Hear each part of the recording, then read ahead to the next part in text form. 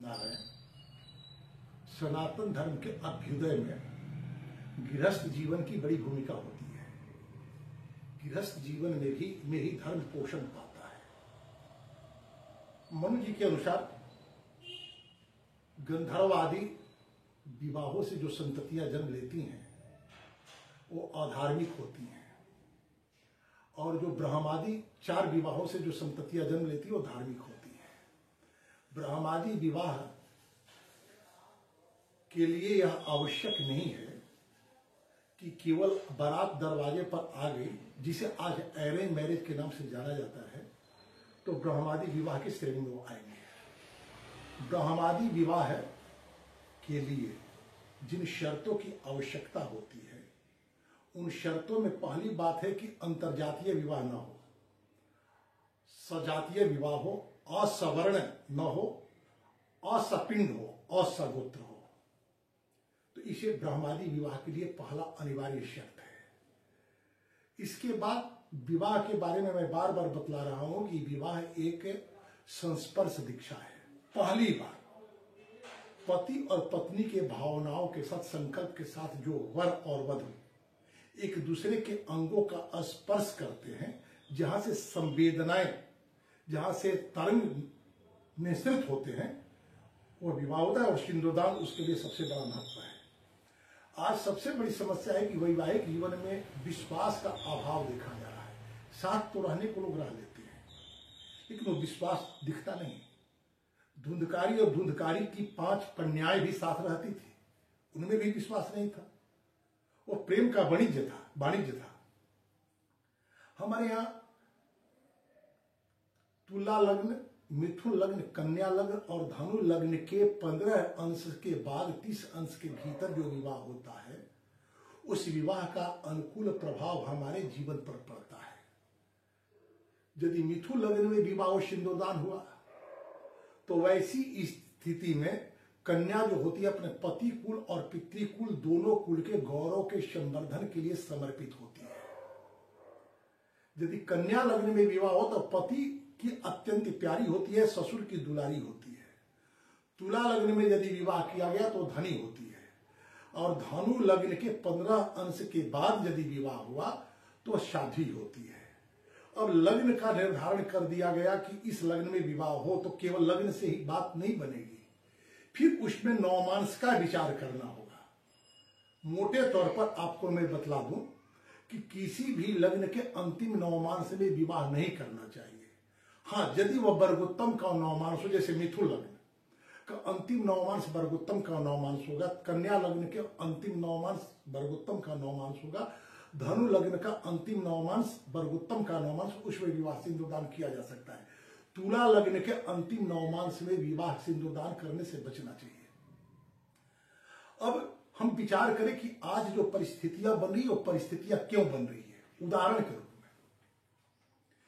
यदि आप अप्रैल में विवाह करते हैं, जिस तरह से विवाह इवेंट बनते जा रहा है, बारातें आती हैं बहुत देर से, सिंदूरदान का समय आते आते उषा काल आ जाता है।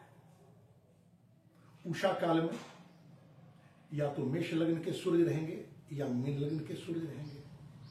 तो मीन लग्न के सूर्य के रहते मीन लग्न में यदि विवाह हुआ, मीन लग्न हुआ या मेष राशि के सूर्य है, मेष लग्न हुआ, तो यदि मेष लग्न में विवाह हुआ तो 4 सप्ताह क्रिया लग्न है। मेष लग्न में विवाह होने से वह स्त्री विवाहिता अपने पति के से इतर अन्य पुरुषों में उसकी आसक्ति बनी रहेगी या उत्पन्न हो जाएगी, बन जाएगी।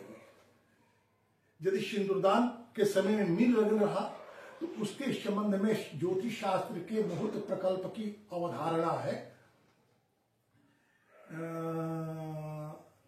मीन दुश्चारिणी द्वयो। मीन लग्न में विवाह होने से, सिंदूरदान होने से पति और पत्नी दोनों ही दुराचारी हो जाते हैं। अब विचार करें, आप लेट नाइट, देर रात से बारात लेकर आएंगे तो आपका सिंदूरदान कब होगा। सबसे बड़ी समस्या कि आज विवाह करने वाले वर और वधू की कौन कहे, विवाह जिनके बच्चों और बच्चियों का होता है वे भी नहीं जानते कि विवाह का उद्देश्य क्या है। आज विवाह को मात्र और मात्र इस रूप में देखा जा रहा है कि सामाजिक दृष्टि से एक वर और वधु, एक पुरुष और एक स्त्री को पति और पत्नी के रूप में साथ साथ रहने की सामाजिक मान्यता मिल गई, उसे विवाह कहते। विवाह का अर्थ यह नहीं होता है। विवाह का उद्देश्य ही है धर्म, अर्थ और काम के संवर्धन, संपोषण और संतुष्टि के लिए विवाह किया जाता है। अब विचार आपको करना है। आज आप देख रहे हैं कि कुटुंब न्यायालय में कौटुंबिक परिवारों की संख्या बढ़ती जा रही है। यदि 14 अप्रैल के बाद 14 मई के बीच में आप विवाह करते हैं और उषा काल में यदि विवाह होता है तो वैसी स्थिति में या तो मेष लग्न होगा या वृष लग्न होगा।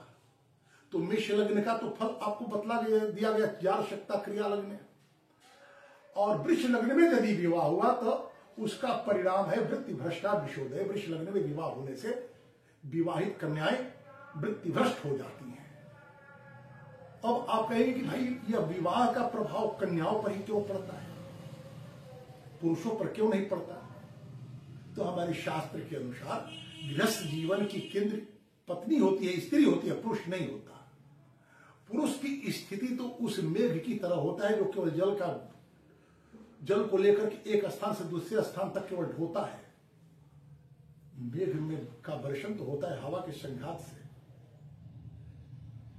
महर्षि पराशर कहते हैं कि जिस तरह से एक सपेरा अपने बीन के आवाज से, बीन के धुन से बीन में छुपे हुए सर्प को बाहर निकालकर अपने इशारों पर नचाता है, उसी तरह एक पत्नी अपने पति को अपने अनुकूल या प्रतिकूल अपने व्यवहार से कर देती है। प्रेमचंद की बात यदि की जाए तो प्रेमचंद कहते हैं कि संसार में शायद ही कोई ऐसा अभागा पुरुष होगा जो अपने पत्नी के साग्रह अनुरोध को ठुकरा देगा।